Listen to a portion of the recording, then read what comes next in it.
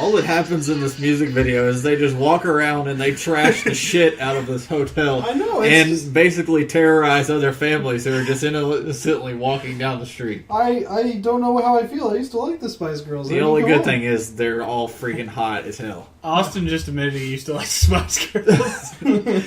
Are they even still alive? Yeah. Oh. You mean they died in a plane crash in 2004. Hello and welcome to Buddy Holly and the Spice Girls. Episode 26 of Dial H for Heroclix. I'm your host, Hunter Smith. With me today is Mr. Drew Alderson. Hey. And Mr. Austin Smith. I get Mr. now? Woo. We are trying to record and also watch the end of the Colts playoffs game in which they've been getting their ass kicked all day long. So if we start yelling. But we have scored like, let's see, at halftime it was like 38 to... Oh my God! Okay. At halftime it was like 38 to 10, and now we are only down by 6. And we're on the last drive. If we score on this drive, we win the game pretty much. That's pretty much the situation. Anyways, I hope everybody had a good week and had a fun and safe New Year's. And today we're going to be looking ahead at 2014, talk about sets that are already confirmed, and then talk about sets that we want to see in 2014. I also want a booster gold set. It looks like we have once again injured a Kansas City player. This is now usually like the 9th player. This is, let's see, first play of the game, we knocked out one of the best running backs in the NFL. And then we knocked out his backup. And then we knocked out their best corner.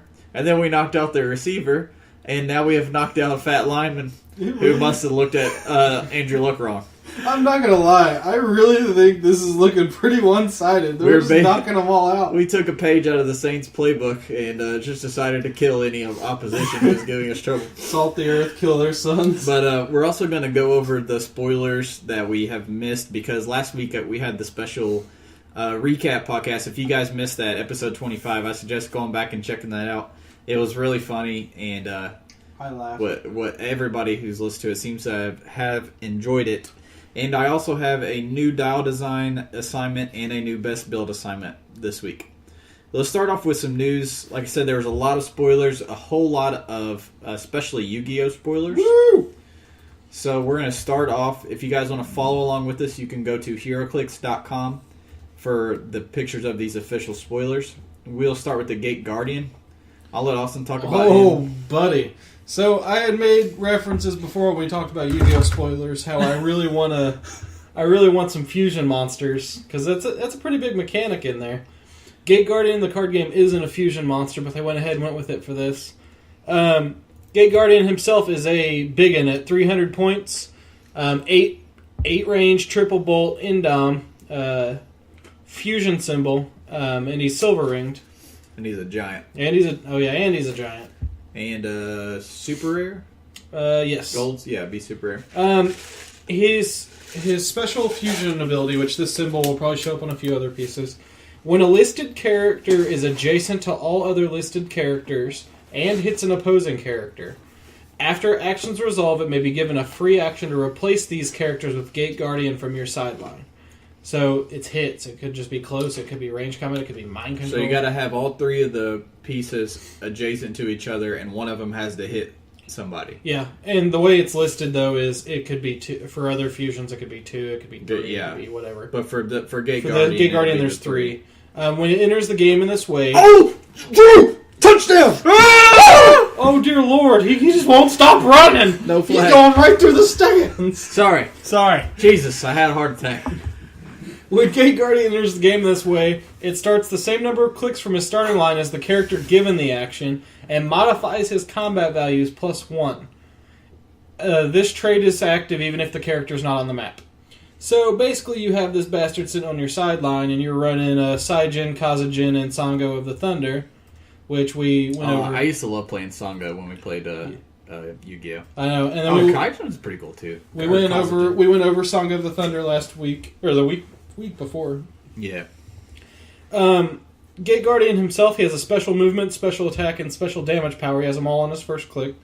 And he has Imperv with an 18 defense. His special movement's Kazajin. He can use Running Shot. When he hits with a ranged combat attack, the target's knocked back and is given an action token. With triple bolts. Which is ridiculous. and 8 range. So it's like he's giant, so it's easier to draw lines of fire to him. But at the same time, he's drawing lines of fire to you. The fact that when he hits you and then knocks you back away from him and gives you tokens and slows you down, it's pretty nuts. His attack ability is Song of the Thunder. He can use Pulse Wave. When he does and targets more than one character, the damage value becomes 3 and locked. Now, what I want to note there is that's the main ability on Sangha, so it can be assumed that Kazajin and Suijin are going to have the other abilities on him. You know what else you can note?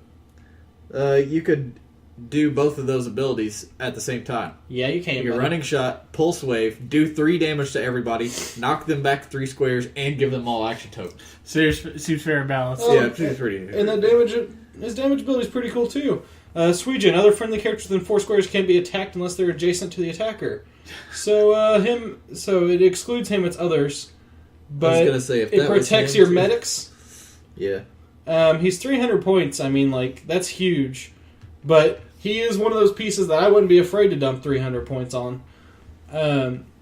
Because you'll be taking a dump on your opponent. His dial's pretty freaking sweet. He starts out with the special movement ability for 4 clicks, into running shot, and then into sidestep. Special attack power into energy explosion, which 3 bolts, 8 range energy explosion is always great. I thought it was bad. I'm sorry. Well, shut up, Drew. His defense goes from imperv to invul, and then ends on a final imperv click. Is that imperv 19 on his last click? Yeah. Mm-hmm. So he's a pretty solid piece for his points. He brings a lot of cool powers to the table. I do want to point the ridiculousness of the fusions +1 combat values on top of all that. So if you get them fused at the start, all 3 of them, all on their top clicks, he comes in click 1 as a 10, 13, 19, 6. Yeah, it's a little bit good. Oh, buddy. Let's see, what other Yu-Gi-Oh pieces do we have? Oh, Red Eyes Black Dragon. I want to talk about him. I was very happy. Because Joey was my favorite character. Yeah, it would be, wouldn't it? And please, oh my god, they almost scored a touchdown. I was going to kill somebody. Not it. Sorry. He's 150 points, flyer with Indom and 8 range. And at the beginning of his dial, he's a ranged attacker. Actually, he's pretty much a ranged attacker the whole time. But at the beginning, he has a special attack power for the first few clicks. He has that in running shot, and his attack power is energy explosion and psychic blast. So although he only has 1 bolt on his energy explosion, at least the splash damage is penetrating. When it uses either one after actions resolve, hit characters are knocking back equal to the damage taken. So he basically has force blast as well, except it's not optional. It's just saying when he uses it after they are knocked back, not optional. And then late in his dial, like his last 3 clicks, he loses his move and attack, but he gets a special damage ability. When he's targeted with an attack by an opposing character 150 or less, after the attack resolves, he gets plus 1 to all combat values until the end of your next turn. You know what's cute about that? Someone duo attacks or flurries you, all of a sudden that's +2 combat values till your next turn. True, as long Whenever as he's you targeted. survive through all that. Yeah, as long as you survive. Because he only has it on his last 3 clicks. He only has 16 toughness when he has it too. Maybe a little I'm not going to say he's too expensive. I'm going to say he's about right for his points. You know what I mean? Yeah. 150 is a lot of points, but that 8 range and flight and Indom and that penetrating energy explosion, like with force blast, he's pretty balanced for his points. I like him. That's about what I'd want out of a Red Eyes. Cast of Dark Illusions Castle, is pretty crazy. I love this one. Or sorry, Castle. Austin, I'll let you go over him, and then we'll let Drew do the alligator sword. Okay, so Castle of Dark Illusions is a rare. Its flight has something going on with the football. Nah, that was intentional grounding. Come on, man. It has a special trait, Embrace the Darkness. Yes! Castle. Woo! Throw that flag, ref. Drew, you just ran over my toe. Sorry. Sorry, dude. Embrace the Darkness. Castle of Dark Illusions can use Stealth. Castle of Dark Illusions can use Smoke Cloud as a free action, but when it does, hindering train markers must be placed within 1 square of Castle of Dark Illusions. So it itself is like always going to be stealthed. That's ridiculous. That's awesome. Its actual dial, it starts out with a 7 phasing teleport, a 17 defend, and the special defense power or damage power on its top click. The damage power is an army within. When it uses the carry ability, it may carry 3 characters normally or carry 1 character regardless of its combat Which symbols. is silly. Whoa! And it's got the 17 defend and the free smoke cloud. Jeez, and it's only 52 points. It gets better because he is also a trap and spell. Oh, I didn't even notice that. The spell for him is Change of Heart. Give the set character a free action. The set character can use Mind Control this turn. When it does, modify its attack value +2. After actions resolve, remove the spell. So Mind Control with the +2 attack. That's not bad for 6 points. And the trap is Trap Hole. When an opposing character moves through a square within 4 squares of the set character, after actions resolve, you may activate this trap. Give that character an action token or deal them 1 unavoidable damage if they already have 2 action tokens, and remove the trap. Not bad. I mean, not great, but not bad. So on his magic or his spell ability, he would only basically you pay 6 points so that your character could do that one time during the game. Yeah. I guess that's worth it. I mean, +2 attack and then Mind Control. I'm trying to think what would be better, that or paying, what would it be for the ring? 10 points for the Minto Intensifier? Oh, yeah. And that's a 50-50, isn't it? Yeah.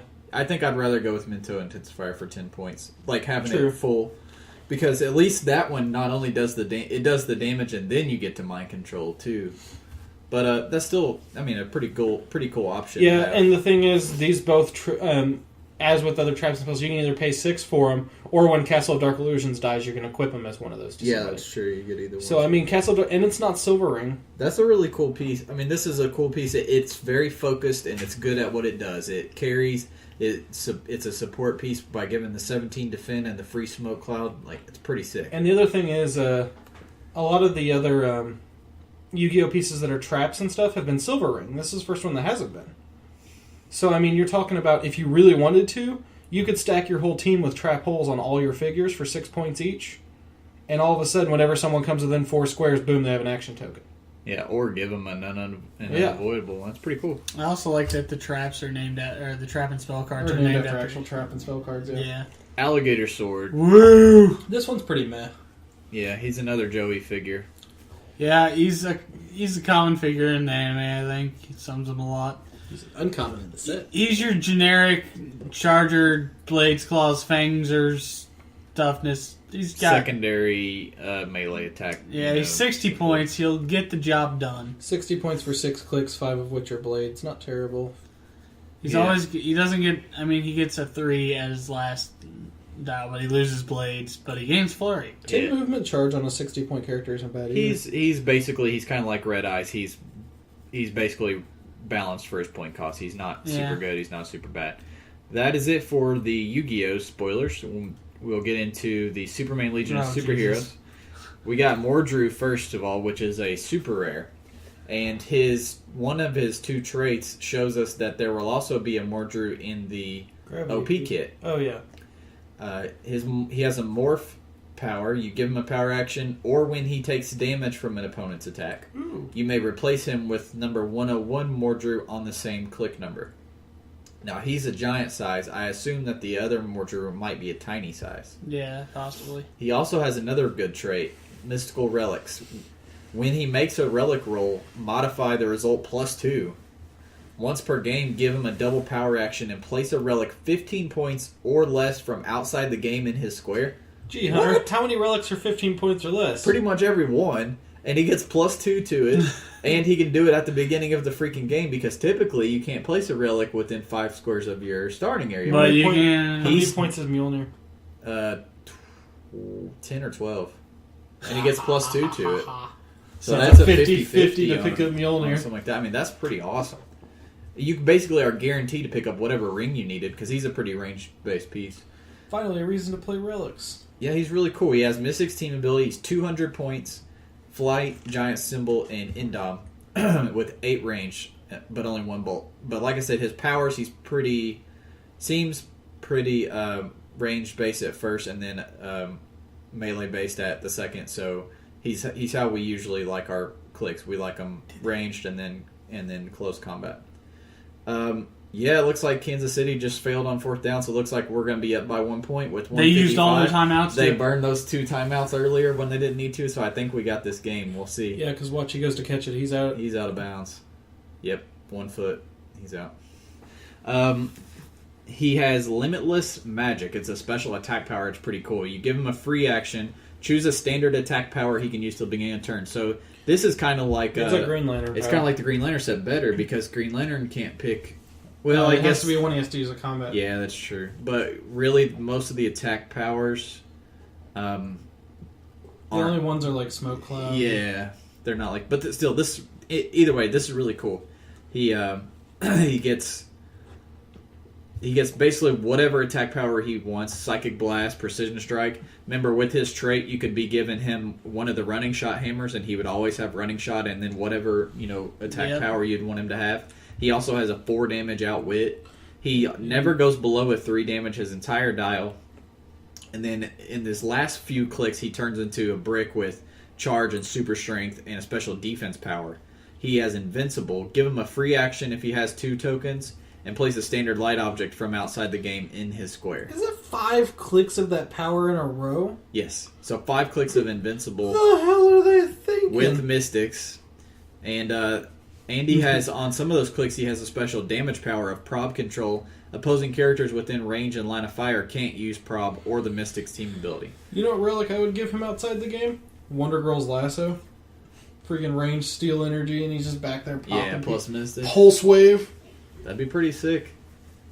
I like this guy, and you look at this dial and it's already really good, and then you think about the fact that whenever you need him to, if he gets hit by somebody and it would be better to switch to a tiny, then you switch to the tiny. Yep. I'm really interested to see or maybe they'll be normal, or even colossal for that matter. It could be, we don't know. I'm really interested to see what the other one's like, because I really like this guy. Yeah. And it goes another great piece in the Superman Legion of Superheroes. And the sculpt is awesome. I'm pretty sure that the Colts just set the record for the biggest comeback in playoffs history. That was a luckiest bastards in history, like according to chat. 35-point comeback, I think.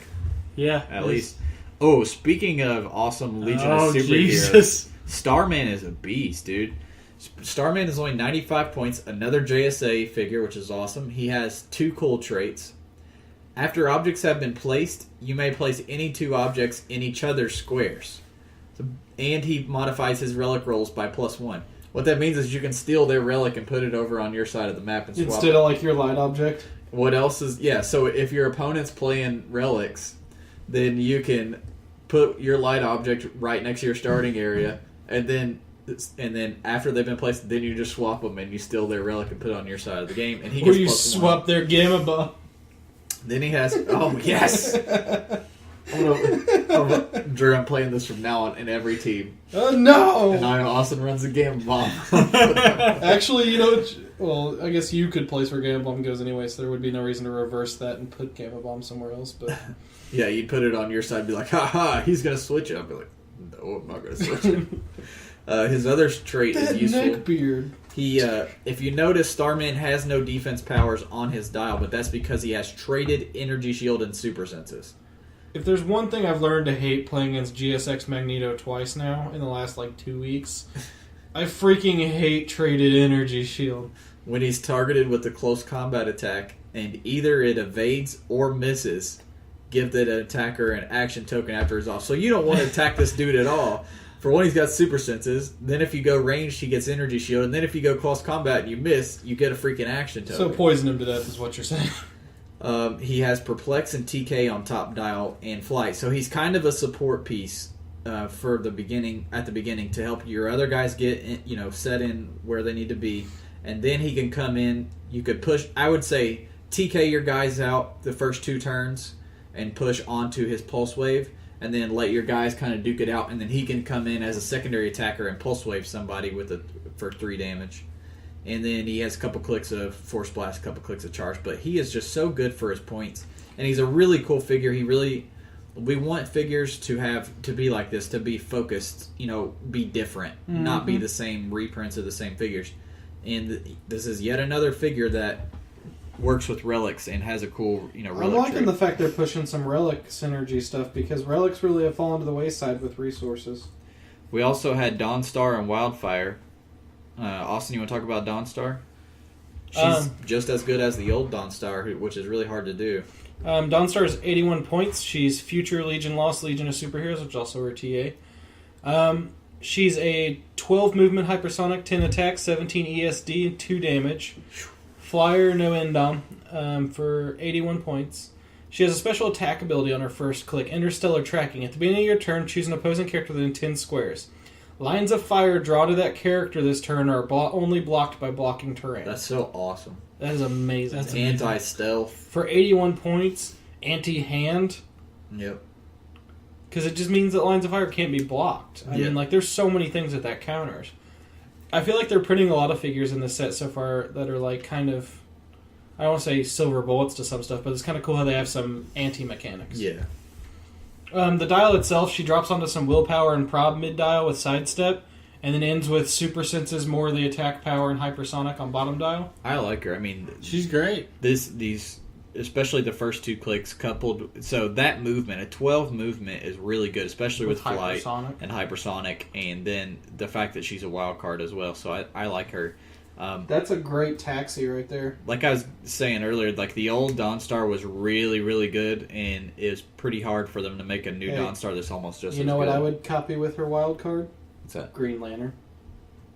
10 range, freaking carrying multiple people. Yeah. Or 10 movement. Drew, you want to talk about Wildfire, who is also a badass? Sure. Wildfire has 8 range, double bolts, no indom. He's 180 points. He's got Legion of Superheroes TA. He's got Armor, Future, Legion Lost, Legion of Superheroes. He's got a trait. If a friendly character named Dawnstar has taken damage from an attack since your last turn, modify Wildfire's attack and damage values by +1 if he targets a character that hit Dawnstar since your last turn. If you're ranged, good luck hitting Dawnstar. Yeah.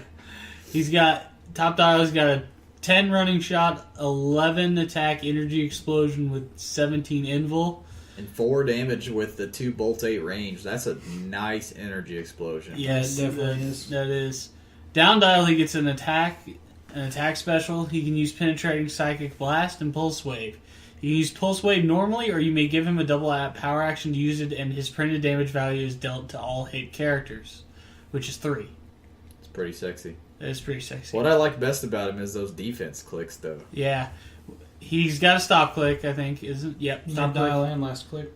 He can use Imperv and Regeneration. When he uses Regeneration, either the minimum result is 1, or he can use it as a free action and subtracts 3 from the D6 roll instead of 2. You know what else is super important to realize about those 2 stop clicks? What? On both of them, he has phasing. So your best thing to do, in my opinion, would be to not choose the minimum 1, to choose the free. Yeah. Phase away with your action, and then regen for free, and then if you screwed up, oh well, you're safe, you're out of harm, and you can sit there and who knows, you might even have probs or something. Will's question. What's up? His trait, he gets +1 attack and damage if he targets a character that hit Dawnstar. Yep. He's got multi-bolt. If he targets 2 characters, would he get +2 attack, +2 damage? Or would it only be +1 attack, +1 damage for that targeted character? I don't think so. I think you would only get... Okay. If it said for each character that hit Dawnstar. Okay. Just wondering. Because, I mean, that would have made him ridiculous. Yeah. I don't think so, but I'm not 110% sure. He's really good. I love his sculpt. I'm a sucker for armor. Yeah. 180 points is a lot, but the fact that he has 2 freaking stop clicks... With free regen. And he deals good damage. Free regen phasing. 2 stop clicks, deals great damage, and he's a wild card. I think he has no indom, though. But I think he's worth his points, though. Well, that can be fixed with certain things. This would be a great... I was about to say this would be a great gauntlet target. Okay, just everything's a great... everything. No, but I mean, like, this is particularly one that'd be great on Gauntlet because... Yeah, he's not bad. He'd pick up super senses, couldn't be countered, all that stuff. Agreed. We also got some more information on the Days of Future Past CTD, which we will also be talking about in our main topic. Did they spoil the figure, Hunter? We showed, first we'll say that we got sculpts of a New Storm, Pyro, and Sentinel, which all look really badass. Sentinel. Yeah, single-base little That's Sentinel. Different from the giant one that we're getting. And then we have a Nimrod special, which is a chase. 350 points at the top option. Of pure and utter man. 350, 250, and 150. If you play him at the full 350, he gets multi-attack. And once per game, you give him a double power action, place him in any square, and make a closer range combat attack as a free action. He also has flight, indom, 8 range, 2 bolts, 11 clicks of life, most of which have impervious or invincible. Actually, every click. He has the first pure pink click in Heroclix so far. Oh yeah, his click number 9 is all pink powers. And his sculpt has a whole hell of a lot of pink on it too. The fact that he has multi-attack with both hypersonic and pulse wave is pretty goddamn ridiculous. Something about a 12 attack, 5 damage pulse wave multi attack. He also has a special damage power on top dial, or actually for a lot of his dial. He cannot have his powers or abilities countered. He can use Outwit, and he can use it twice if he targets 2 opposing characters, each having Brotherhood or X-Men team abilities or keywords. It's like half the Marvel figures. figures. Which is right now is going to be a lot of the figures that you're going to be going up against. I like him. It's not often that I suggest playing a 350 point character, but I think he's worth it. So Hunter, what's that keyword he has that's kind of new? That Days of Future Past, Purifiers, and Sentinel. All are Sentinel crazy keyword, which keywords. is sweet. I'm happy to see more Purifiers. For 350 points, this guy's a freaking monster. He reminds me of Centroid, like the way his dial's set up and like his abilities and everything. Yeah. The only thing he's missing is some Pinsai. I definitely want to try this guy, and I know that somebody else will. I know that people someone will. I've been waiting for a Nimrod. Let me see if I would suggest his 250. I don't like his 250 because he doesn't have multi-attack on those. Yeah. I also don't care a whole lot for his 150. I guess for 150, if you look at it, he would start with phasing, running shot, pulse wave, 4 damage, can't be countered, and he has Outwit. But only a 17 imperv at 150. But he still has all those clicks of being really hard to hit. He also gets a special defense power late dial, which is invul and regen, and if he has 2 action tokens, he uses regen for free. So I think I do like him at 150 as well, but 350 is the best. That's really cool. For sure. Multi-attack, man. Just remember now with multi-attack, you would take -1 damage on the second. Unless they clarified in the player's guide, which I think they might, because there already is a penalty for multi-attack. Like, if people aren't familiar, when you use multi-attack, before you make any attacks, you already take -1 damage. So he would go from a 5 to a 4. And then with the current thing saying that your second attack in the turn would be -1 damage, he'd only be doing 4 on the first one and then 3 on the second one. Mm-hmm. So I don't know that they're going to... They may errata that and say that multi-attack doesn't take it, because I know that Flurry and Duo Attack won't have to. I personally would say that multi-attack shouldn't either, because it already has the... As of July, also, you got to note that you can't be given the same action with multi-attack twice in a row. Correct, yeah. You can't double pulse wave. You used to be able to... Back in the day, you could have done hypersonic twice. Now you can't. You have to use 2 separate different actions. Hypersonic up, then pulse wave. So... Oh, darn. Pretty cool spoilers, man. It's been a good week for news. We're going to go over... I will say we have no new news on the fan vote, other than... Killer Moth won. That it's just who? Killer Moth, Catman, and... Etrigan. And Etrigan. I'll call him Etrigan. So, we'll get you guys the news on that. I'm sure you guys will probably see it spoiled on Twitter and Facebook and stuff, too, whenever we get that. Sad that Jeanette's gone, but... We all move on, Hunter. Yeah. At least Catman's still in there. And death to Killer Moth. I'll be happy with either Catman or Killer Moth, because Killer Moth's never been clixed. Catman has been clixed, but it's been forever. Yeah. And Etrigan, I feel like they're gonna clix him regardless whether he wins this fan vote or not. He's a really popular He really should. I'll put my vote towards Catman just to keep Killer Moth from winning. Why do you hate Killer Moth so much? Etrigan really shouldn't be on there, in my opinion. Like, he's already gonna get clicks. There's no way they won't clix him again. Austin doesn't like Killer Moth because people want Killer Moth. That's the thing. It's the same reason. Because he's like another Batman. He's not another Batman, though. You don't know what he's done in the DC universe. He's not another Batman. He's not. The dude's got a fucking demon living inside him. It's the same reason that Austin plays blue in Magic and black. Yeah. Anyways. Sorry, everybody. Let's move into some what we played. Wednesday, we started our Escalation League at Game Preserve, which is... We played Heroclix on escalators. Is what happened. That sounds pretty cool. I don't know how the map situation would quite work like that. I don't know if Yu-Gi-Oh! Could play card games in the middle of a jungle. I think we could pull it Yep. Yeah, but they also have really badass little things on the side of their arm. How do you know we didn't for Escalator League? So, the way that this works is you take a 400-point team. On the first month, it is Modern Age, and you have to play a named theme team. And then next month, you will play the same team, but add 200 points on it, keep it themed, keep the whole team together. You can't change hardly anything. And then on the last month, it'll go up to 800 points with the same deal. Between each month, you can change one of your figures out that you had already used. And that changing a figure from a lower point version to a higher point version counts as a swap out. So if anybody is interested in doing something similar, that's how it would work. So if I'm playing Avengers and I have 3 cheap guys and then I have a 150 point Thor, on my second month, if I decide to bump my Thor up to his 250 point option, that counts as my one switch out for that month. And then I would add on, say, another 100 point Scarlet Witch or something. But I have to keep it themed, and I have to keep the rest of the same core guys in there. So, what have you planned out your 600, 800 yet? Yes. What are you running for at all? Oh, actually, it's Silver Age, isn't it? It's Silver Age. I'm playing Sinister Syndicate.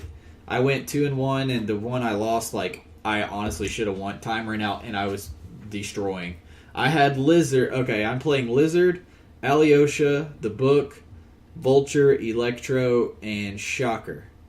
And let me just tell you guys how much fun Lizard and Alyosha in the Book are. They should not be allowed on the same team. I did that one week. That was so much fun. Because what I was doing was using the Lion. Okay, turn 1. The Lion gets to move for free. He moves 5 out, free hammer drop. Drop him the hammer. From then on, every turn the Lion gets 1 free action per turn. So what I was doing was using his 1 free action as the power action required to drop someone else a hammer. And Vulture can carry 2 people by itself.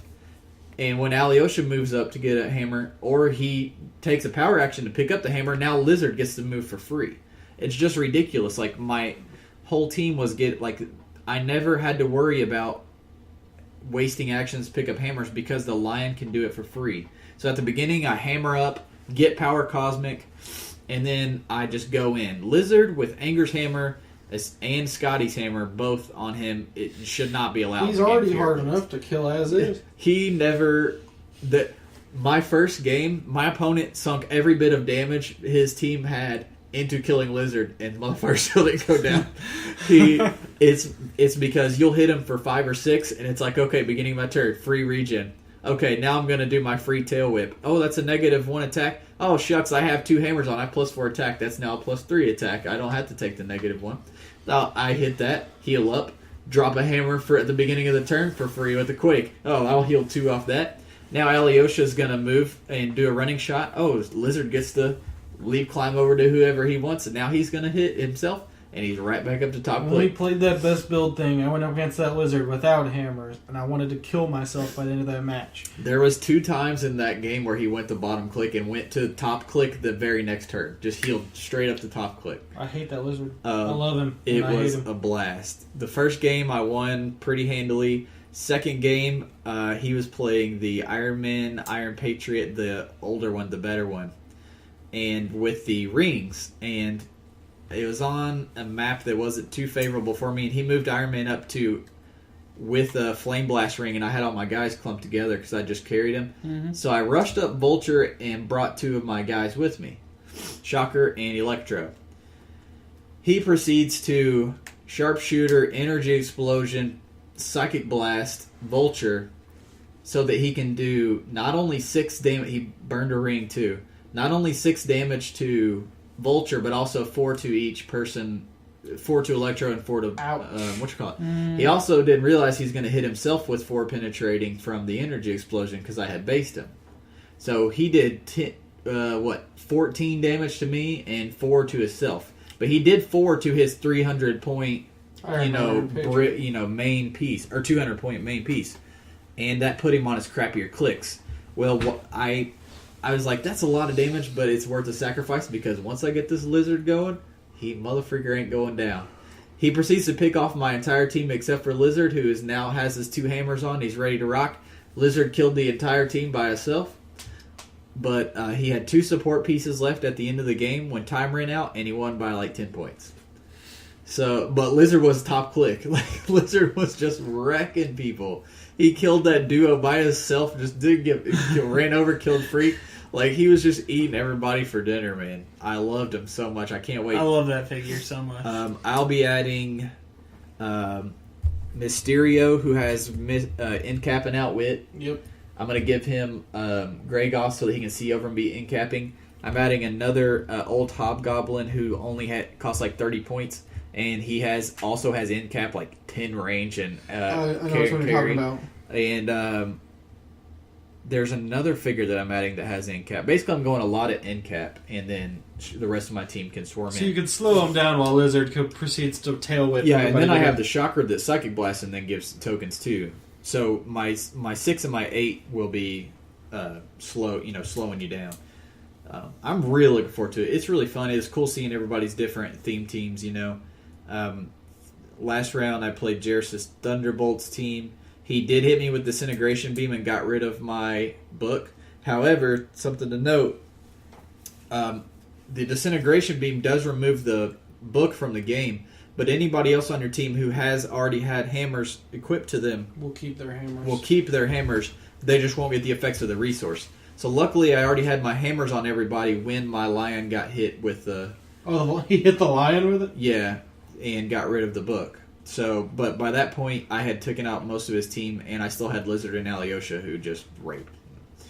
It was really fun. I liked it. I know, Austin, you were running, Wrecking Crew, or Masters of Evil? I was going to start out with Wrecking Crew, but the problem I hit was there weren't enough cheap support pieces to fill it out. Like, everything was just charged super strength, and I didn't want to rely on a full team of that for the whole time. So what I went with was my 400-point build is Absorbing Man, Titania, split, not the duo. Infinity Gauntlet and Wrecking Crew on Absorbing Man. And Crimson Cowl and Egghead. Turn 1, I merge into the duo. Because they're like exactly the same cost as the duo, I think. Yeah, they are. And the duo picks up the gauntlet in that. If you use the main set Absorbing Man and not the LE, they're and I use the full Absorbing Man, not the half. It was a really fun match, or it was a really fun setup. I enjoyed planning out my 600 and 800 because for 600 I pick up Grey Gargoyle and Melter, and I swap out the Absorbing Man for the LE. Then I can merge and split as I need to, depending on the strategy for it. Then at 800 I pick up I swap Grey Gargoyle out for Mock, and I add Shocker because Shocker has Masters of Evil, and he's really, really good. Like you said, you add him. Yep. One of my favorite pieces to play with. No one expects the damage output from that guy, and he slows down enemies so bad. Well, what's funny was on my team, all 3 of my opponents went for Shocker and Electro first because they were that scared of their damage output. Man. Because Electro can bounce. Yeah. You know what else? People forget that Electro, with how you can do his bounce thing, you can shoot and destroy a object with your first shot to get to trigger. And so everybody rushed down Electro and Shocker, and I was kind of bummed, but then every time that just gave Lizard and Craven time to get their hammers, and then that was... Electro also takes the -1 damage every bounce now, too. Basically, my month 1 team is a brawler team, straight out. Crimson Cow's good for providing TK.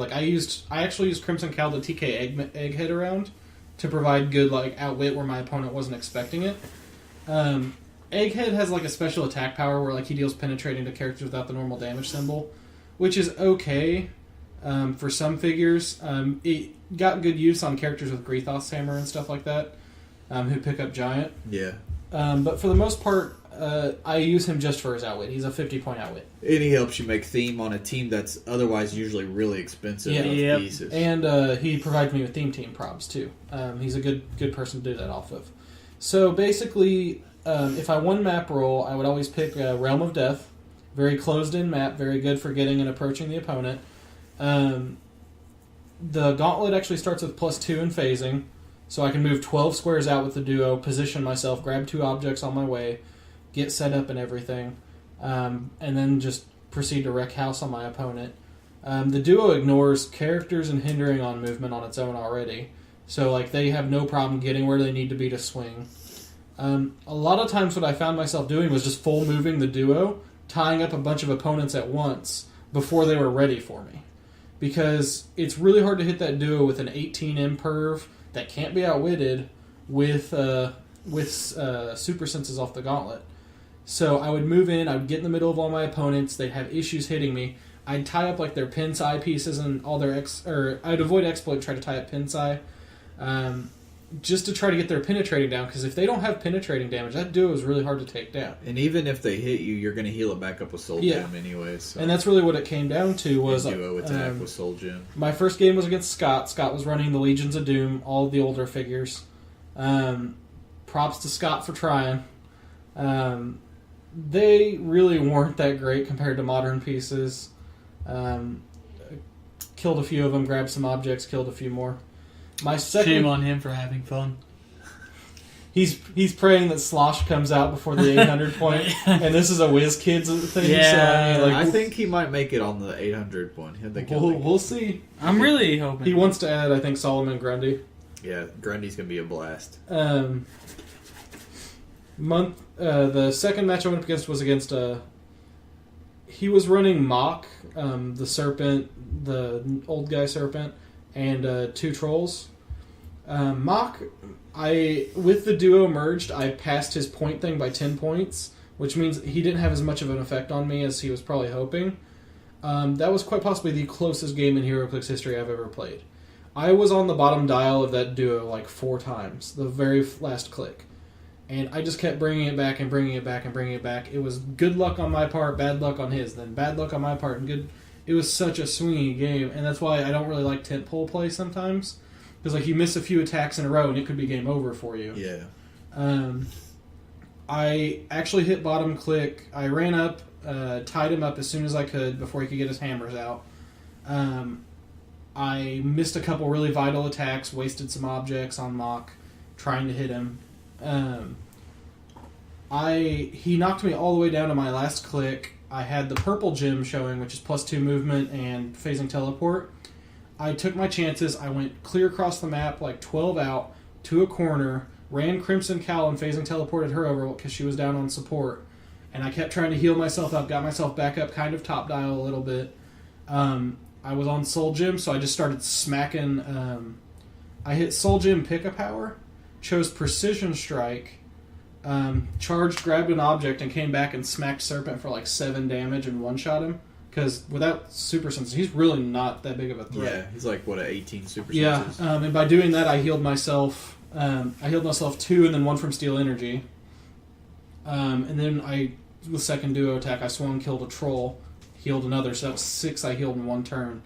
Managed to eke out and pull that game. I mean, it was a great game, one of the best games of Clicks I've ever played. Like, it was so back and forth.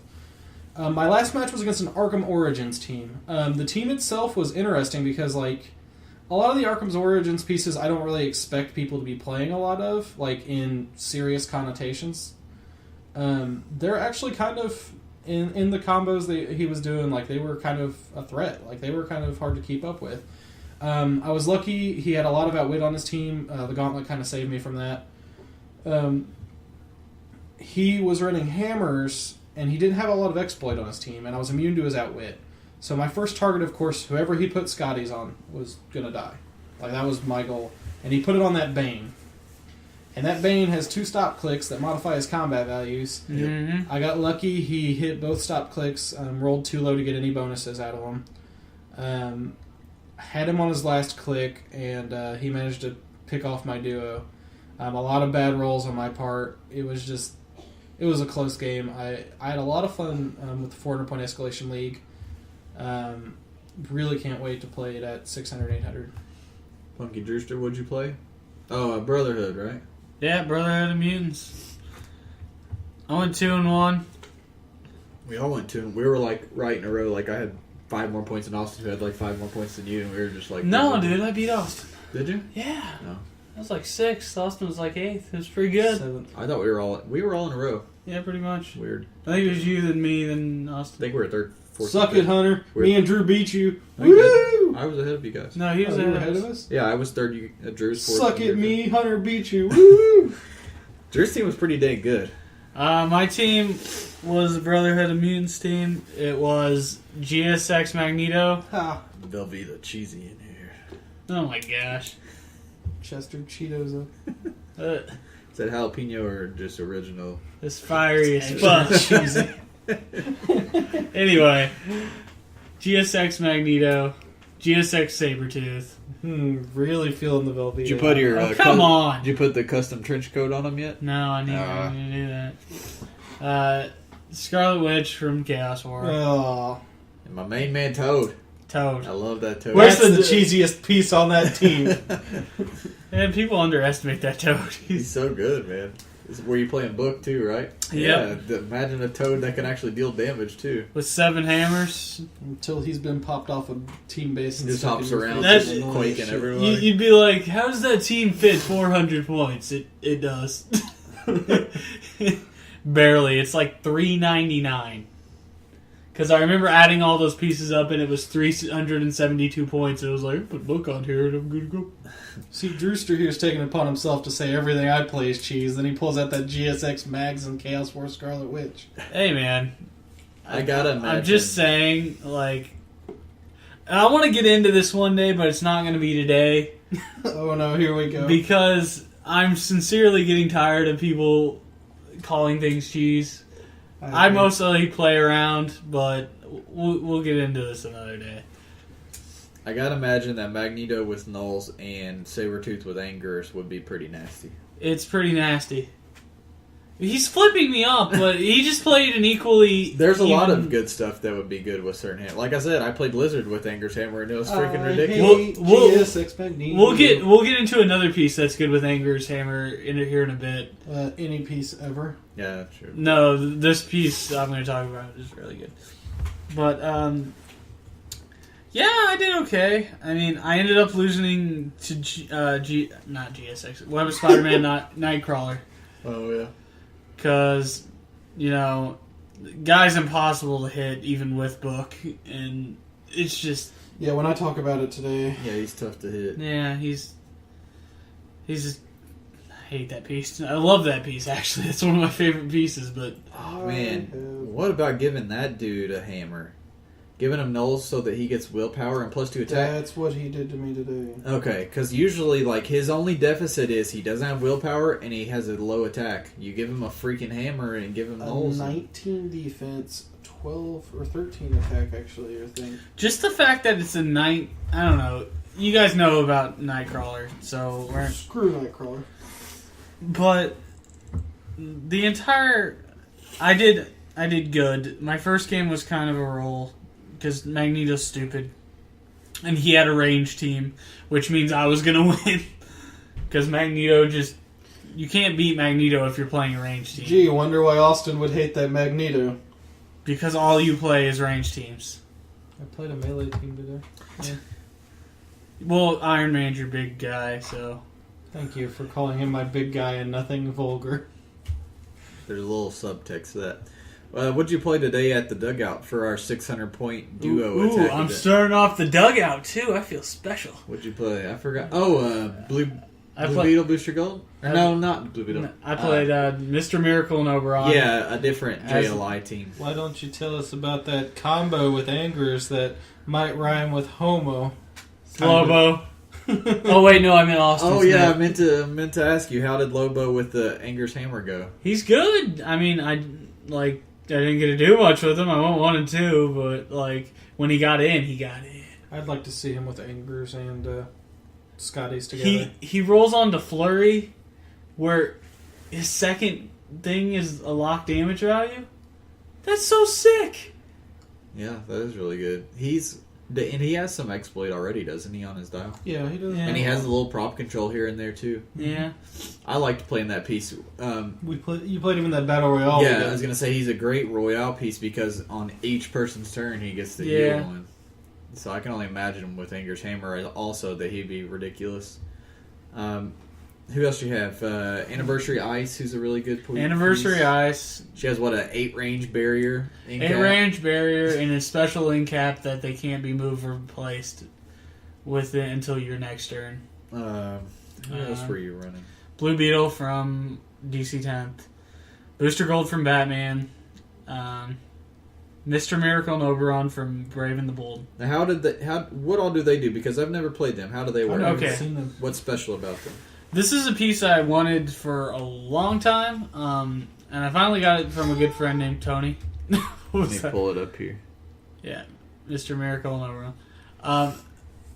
The thing about them is they're a very good melee piece that, gets in and really doesn't die. An 18 combat reflex. That is an 15 point figure. So 18 reflexes with perplex and charge and leap climb. When they use charge, they can ignore hindering and characters and auto breakaway. And then they get a special attack ability.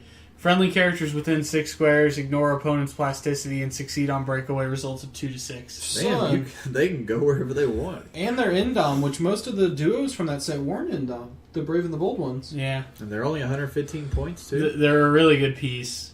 Understatement, dude. That once I get like 7 hammers out and they're unoutwittable, their stock goes through the roof. Is this more financial? This is a great deal. This piece has value. Their stock is through the roof. Mr. Miracle and Oberon is only $4 or something. So if you want to go buy a piece, buy that. We need to give Drew's own Mad Money YouTube type show with Heroclix pieces. Buy the Scarlet Witch now. She's value. She's money. I do say value a lot, but Mr. Miracle and Oberon is value.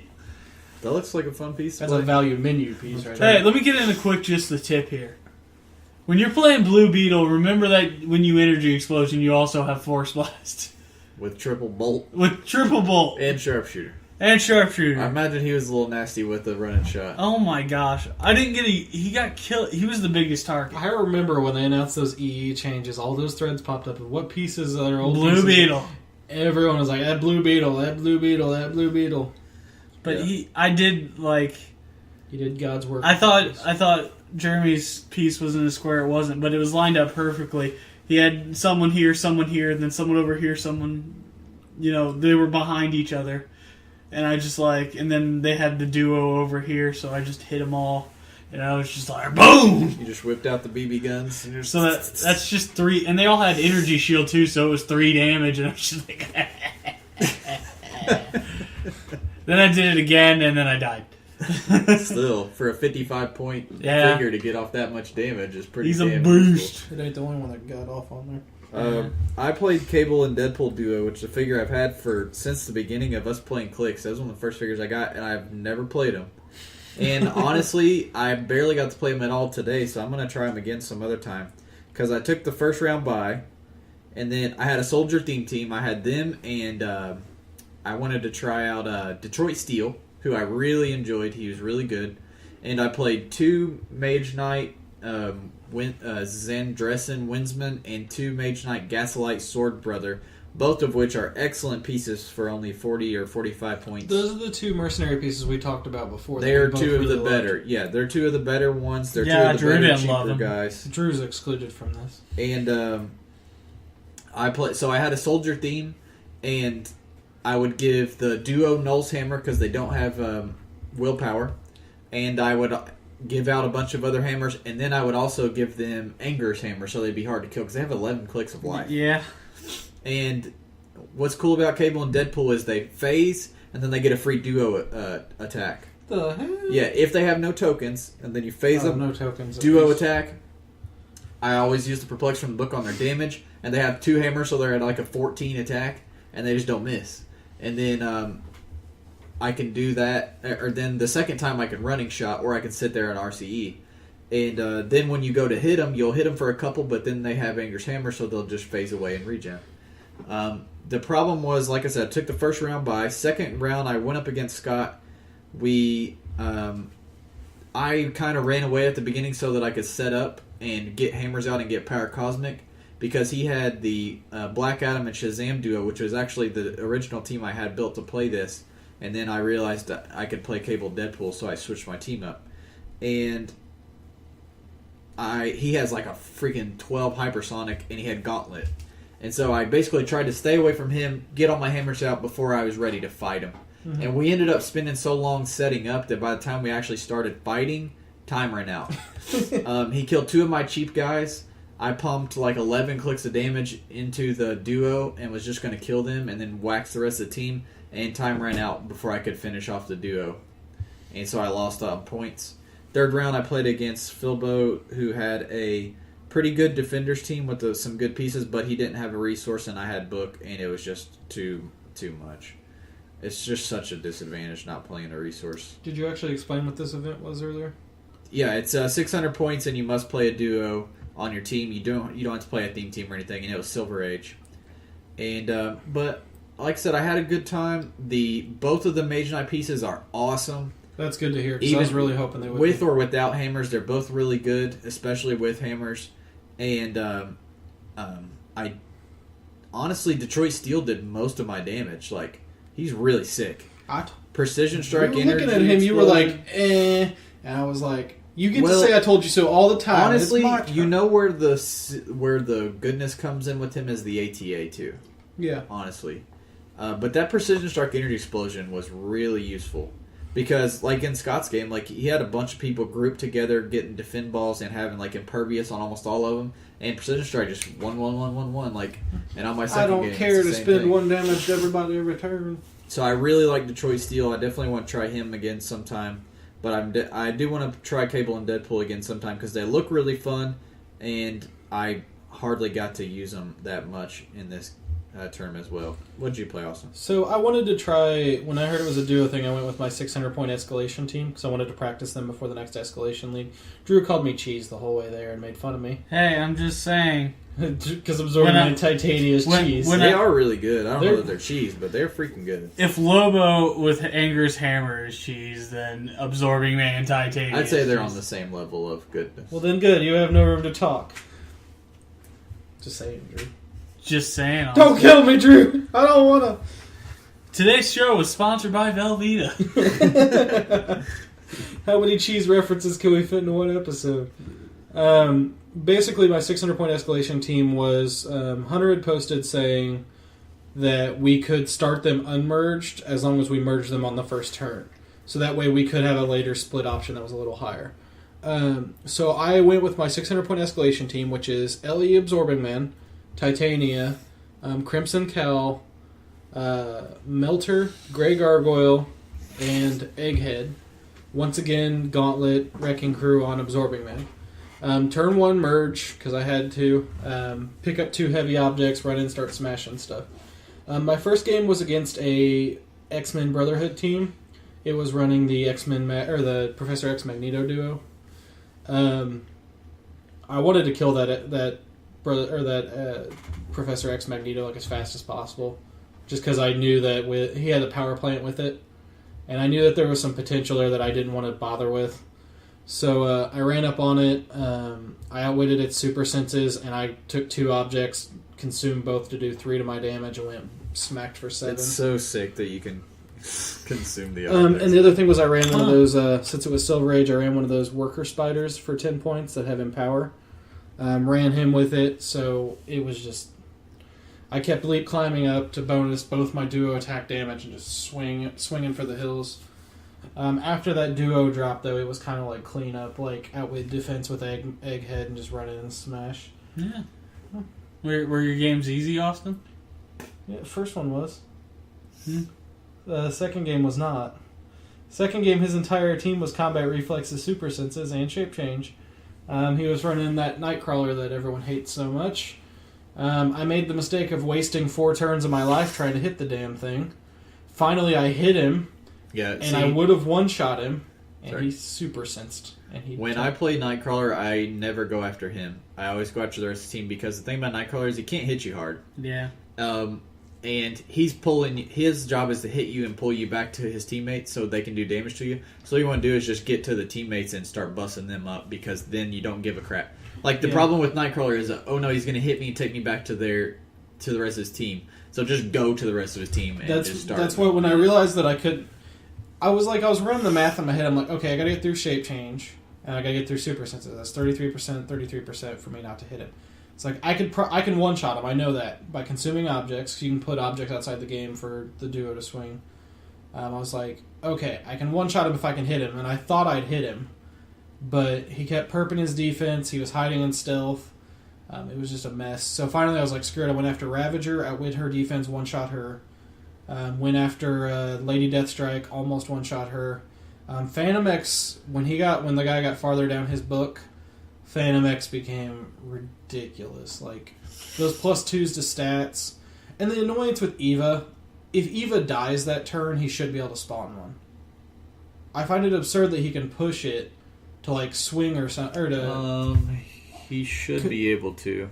He can. I'm just saying I don't like that. Oh, okay. Because you can push her to do stuff like swing or something, and then spawn a new one. Oh, I have a Eva trick that's going to be coming up very shortly. Don't tell me that, because I hate Eva. Oh, I don't care if you hate her or not. Yes, he can do it. Yeah, he can do it. One action token, no friendly character. Because it doesn't say at the beginning of your turn. Yeah. So, basically, every time I'd handle Eva or kill it or whatever, he'd just respawn at the next turn like it was nothing. Grey Gargoyle, though, I did laugh because Nightcrawler grabbed Grey Gargoyle and brought him back and placed him in the middle of all his people. Well, that was a smart move. Yeah, seriously. However, Grey Gargoyle died very quickly.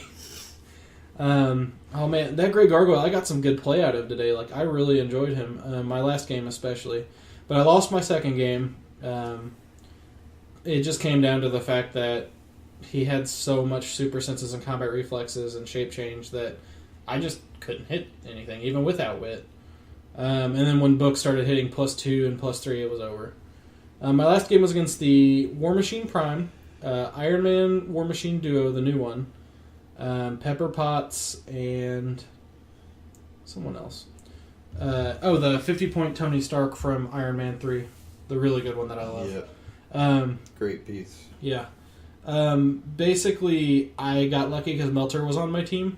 Melter is so good against all those pieces. So good.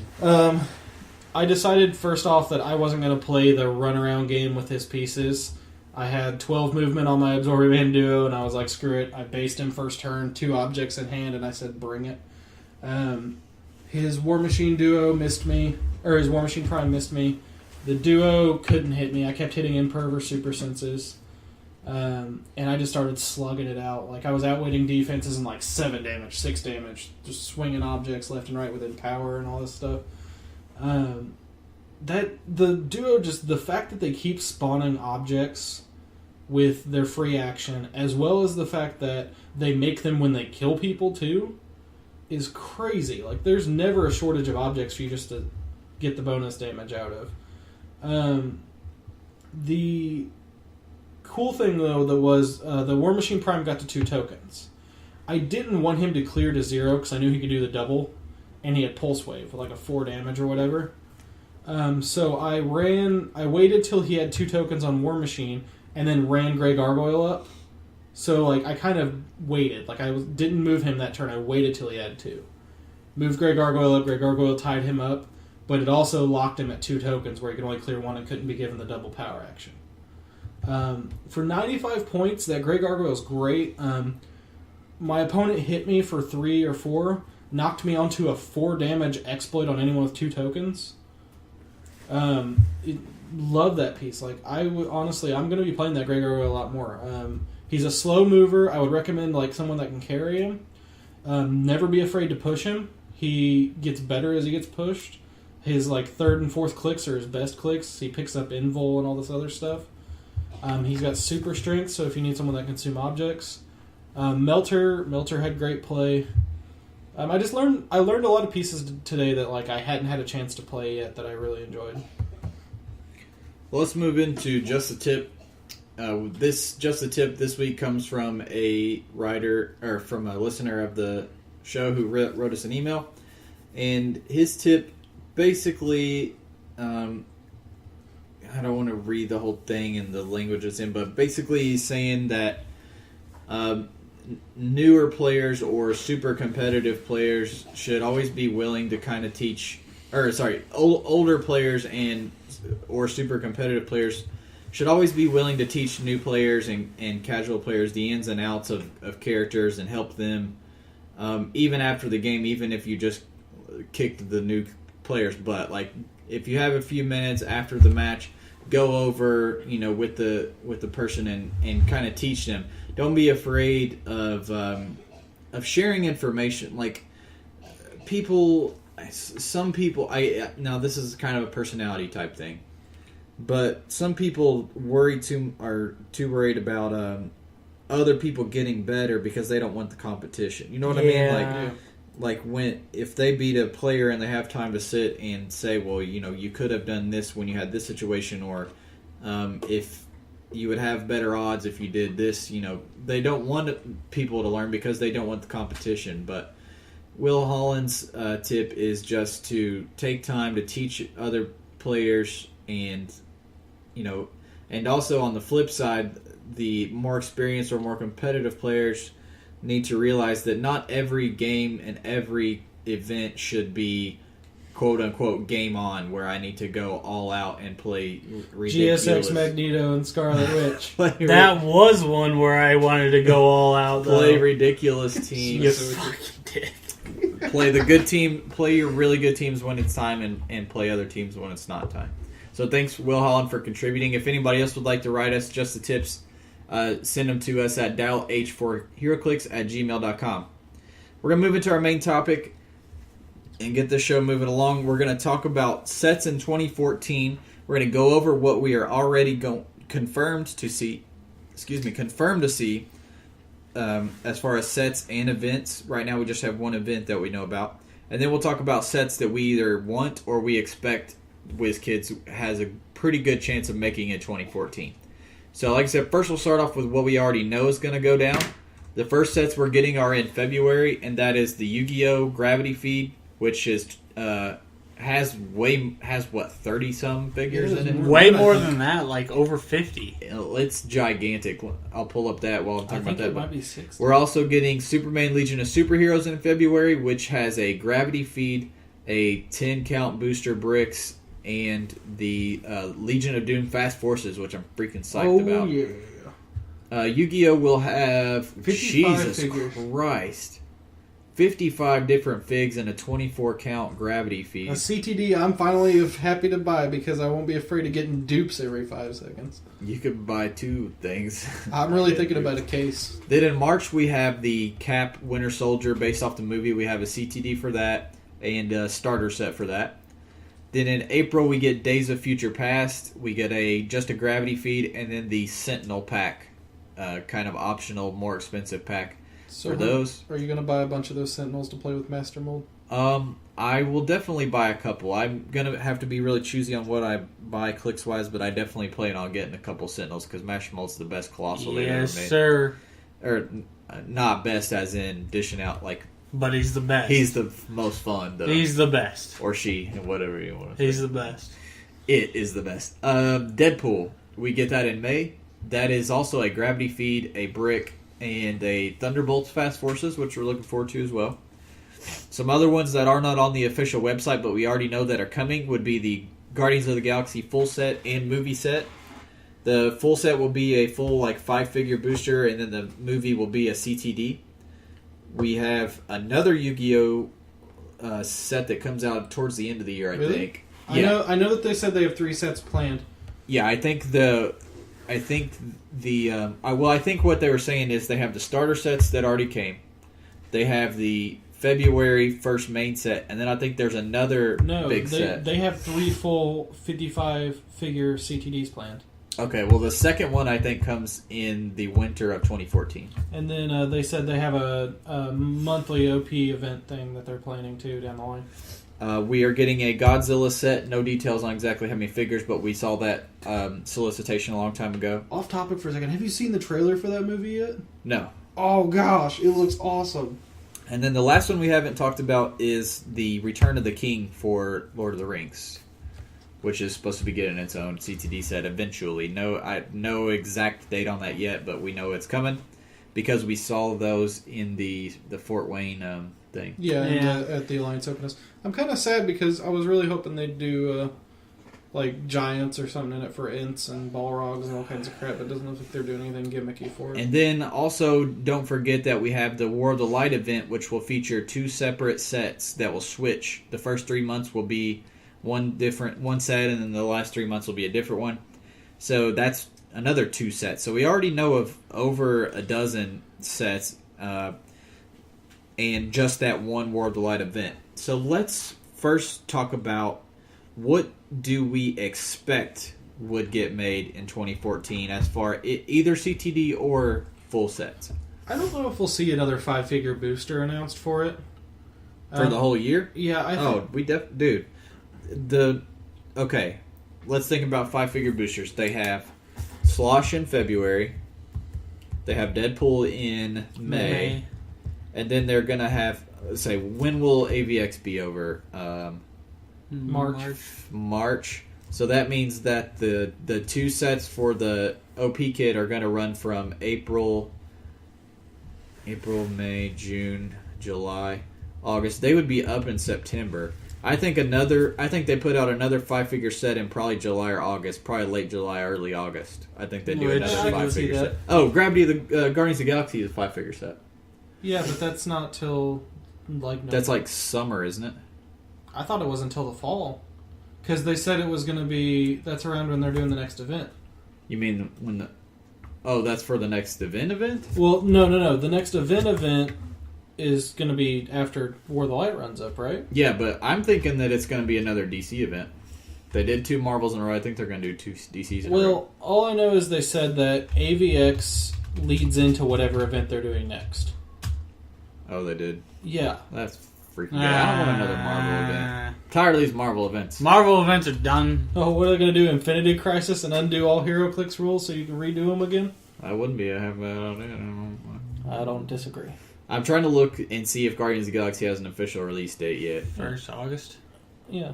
August 2014. So like I said, end of July, early August, I think we get our Guardians of the Galaxy set. And then there's still, September, October, November, December. There'll still be at least around November, October, another 5-figure. There's at least going to be one more DC set, and there's going to be another DC. You're right, Drew, because look, that's how many Marvels? It's 3 Marvels. Yeah. Although... Well, unless they're going to count War of the Light as a DC set. Alright, so let's go around the table and say 5-figure... If they made a 5-figure DC set that hasn't been announced yet, what would you think it would be? Well, I was going to say, what does this look like compared to this year's schedule? This year's schedule was way busier than what we're predicting already. But I mean, 5-figure wise. We had Teen Titans ASM, Invincible Iron Man. No, ASM was last year, wasn't it? No, it was February. So we had Amazing Spider-Man, Teen Titans, Wolverine, and Invincible Iron Man. Fear Itself. And Invincible Iron Man, so that's 5. 5 counting. So far, we only have 1, 2, 3, and 4. We only had one DC set this year. So yeah, I could see them announcing another one towards the end of the year. Yeah, but they had some. We only had one main DC set, but we had No Man's Land was ending, and Batman and SOG had just came out the end of December, and then we had the Man of Steel, and the Batman TV. And the Batman Arkham Origins, so we got a decent amount. I could see one more 5-figure set around November or so. I wouldn't think anything sooner than that. I think, I'll go first. I think if they do another DC set, I think, depending on if SLOSH sells well, I think towards the end of the year they do a villains/Flash set, or do a villain set where they do the Rogues. Because I think everybody is clamoring. It's not just us who wants Flash and the Rogues. Everybody. I've seen it on tons of our community. Every freaking person I talk to wants Flash and the Rogues remade. So, and Flash is a popular enough character. So I think either you get a villain set or you get a Flash set. I think we honestly might be looking at a Forever Evil CTD at some point in the next year or so. I don't think they do a CTD. I think they do a full 5-figure set if they're going to do it. They could do a 5-figure set easily. Well, WizKids has already said a few times they're wary about putting out sets full of villains because they don't think they'll sell. Like pure villain sets. Whether or not Arkham Origins impacted that decision or not, like now that it's been out and probably sold well. I don't see their thinking behind that because most people want more villains. Like, yeah, seriously. The average Clix player that you talk to wants more villains. Drew, what do you think DC-wise? Who else could support a set that you think would be likely to get their own set? It's going to be rough. I think Flash is probably going to be the focal point. But I think there will be a lot of stuff in there that, I think Wonder Woman's definitely going to be a side, Wonder Woman would be my second thing. I think maybe they do a Trinity set, but do mostly Wonder Woman. I'm wondering if we're going to see some more Wonder Woman related like gods in SLOSH. Not many. We're getting Orion. I'm wondering if we might see. Well, the thing is, Orion is a New Gods character. He just happens to be in Wonder Woman right now. You know what I mean? I didn't know that. Like, I think they will do Wonder Woman will be a sub theme at the very least. I think. I agree. Of one of the sets and I'm really happy about that because she definitely needs to be. The only other one I can see that really needs redone is Aquaman. Yeah. Well, I was going to say the two that I can think of is either they do an Atlantis Amazonian duo set, or like some sort of like god set period like that. What they really need to do, what I would like to see them do, is do a DC mystical set. Yes. Which you could throw Wonder Woman in on that because she's and Shazam, damn it! And and Shazam and all. Come on, man! Slosh isn't over with. We don't know everything in Slosh yet. They're not going to do it, Drew. Don't get my hopes up, man. Don't do that to me. Now you guys made me lose my train of thought. I think a Flash DC mystical, a DC villain, or a DC Flash. I think you're going to definitely one of those three is going to be your main 5-figure DC set the next year. I think that's a fair estimation. Especially, my money's on Flash. I was doing some digging into Hellboy. It turns out it doesn't sound like, from what I'm reading from the director's interviews and stuff, it doesn't sound like the movie's even going to happen. They definitely haven't even started production or anything on it, so we're not going to get a Hellboy movie set in 2014 like we had initially said a few months back we were hoping. I definitely think you're going to get some kind of a Spider-Man set, at least a CTD. They can't do an official movie set because they don't own the rights. It's like if you notice for the X-Men Days of Future Past, that movie set is not, or that set that we're getting, the CTD, is not actually based on the movie. It's just based around the event in the comics. Yeah. So I think they'll do something similar to that for Spidey 2. Actually, there's no freaking way they don't do something like that for Spidey 2. Yeah. I think there's a decent chance we can maybe see a Transformers. There's another Transformers movie coming out. I know it'd be hard to do because of Hasbro and everything. But they would make so much money. Hasbro would. I mean, WizKids could afford to throw Hasbro some money. Is just, so Nazi-ish over the... Yes. That's about all the things that I would expect to see, honestly. I think and want there to be a villain set or a mystical set. And in either one, I wish they do both of those, because then you can do Wonder Woman in the mystical, and you can do Rogues in the villain set, and throw a Flash in there, in either one of them. And so they've been talking. What do you think what do you think? Okay, let's say, what do you think the next DC or Marvel event will be if they do? I think they should do a DC event, and they should do either Forever Evil or the what the fuck was the other event that they just did? Trinity War. I think they need to just do Trinity War. And that way they can do a villain's theme in that and a mystical theme and get them both done in the same set. Or they just do it as a duo event and the first set is Trinity War and it turns into Forever Evil. That has both things in it. It has both of what you need in DC Clicks. You need more quintessence and more mystical, more big power pieces, and you need more villains. Your Dr. Light comes in melted. No, that's intended. Because supposedly the AVX event, they said, kind of hints at the next coming event.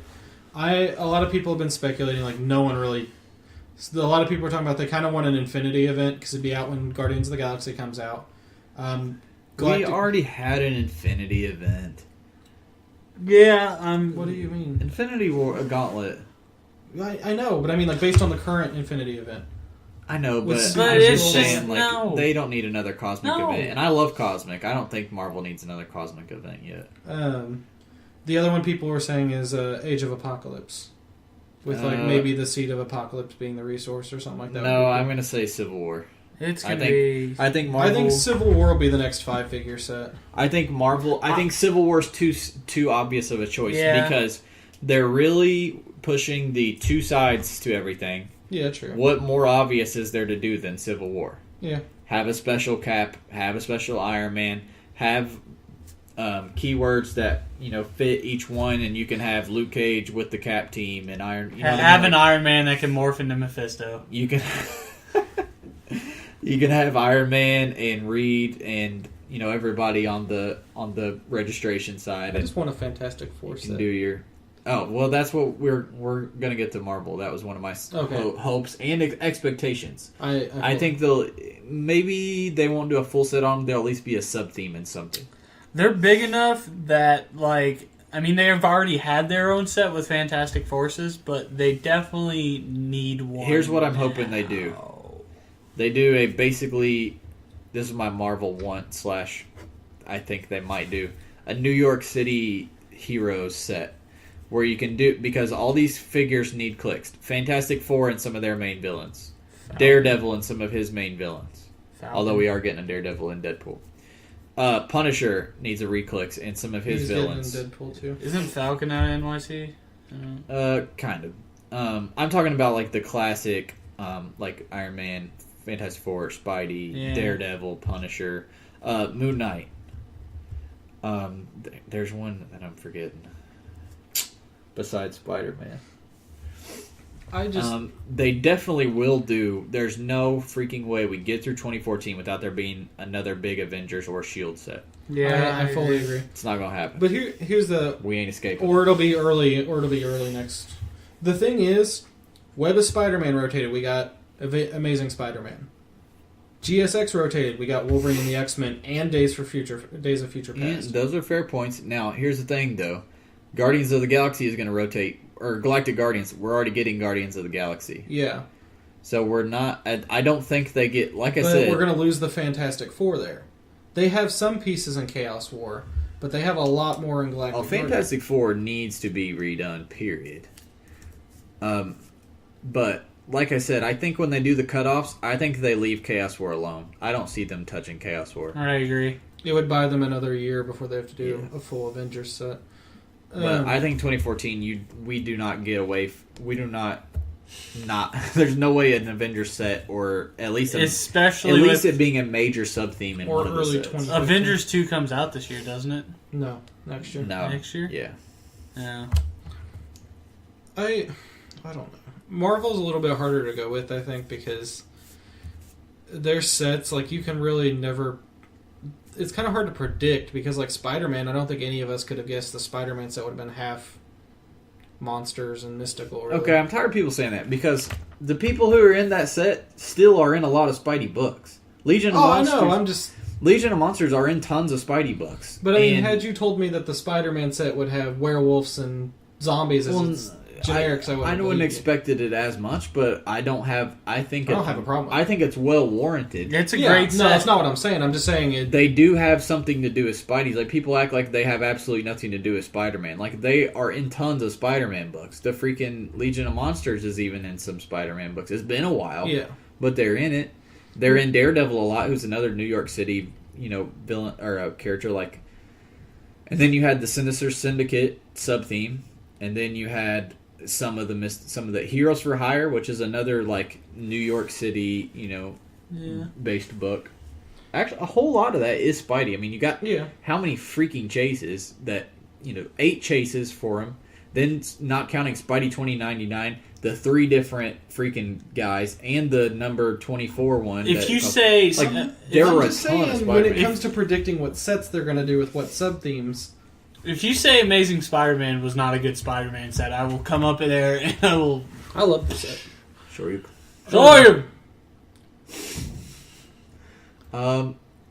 Anybody else got any other guesses on a Marvel? How about an Invincible... Oh, wait. Well...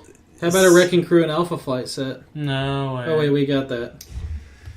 People are saying Thor set. I don't see it. I think Fear itself covered a lot of the Asgardians. Well, and then Thor Dark World. Yeah. Like, we've had plenty of Thor to go around. I don't need more Thor in my life. I don't need more X-Men. We're already getting Days of Future Past. We just had Wolverine the X-Men back. It's only been since August, so we don't need more X-Men. I think we'll see a Marvel Knights CTD. We're losing Hulk, so we're going to lose we're going to gain a Punisher and Daredevil. But I'm going to say no way, but I can see them as a sub-theme. Because, I mean, that would kind of cover your New York City stuff. Oh, yeah, it definitely would cover the... As a CTD, just do a Marvel Knights one and include all that? Yeah. Yeah, they could do it. They could do it and just call it Marvel Knights. Yeah, they could at least cover Punisher, Daredevil, and... Well, they couldn't cover Fantastic Four with Marvel Knights, though. Well, they can call it whatever the hell they want. They could do Moon Knight, Daredevil, and Punisher. Because, I mean, like, we're losing a lot of those figures that are related to that with Incredible Hulk rotating out. We may see another Hulk set. It's a possibility. People have been bringing that up. With it being, or at least a big sub-theme in a set. Because it's rotated out. Hulk is a very popular character.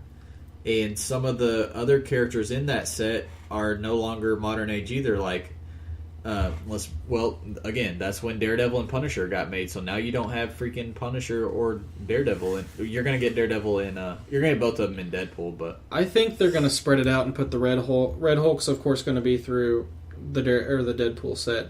But they'll throw Hulk in with the Avengers set, or they'll throw him in they might throw the, like, modern armor Hulk in Guardians of the Galaxy just because.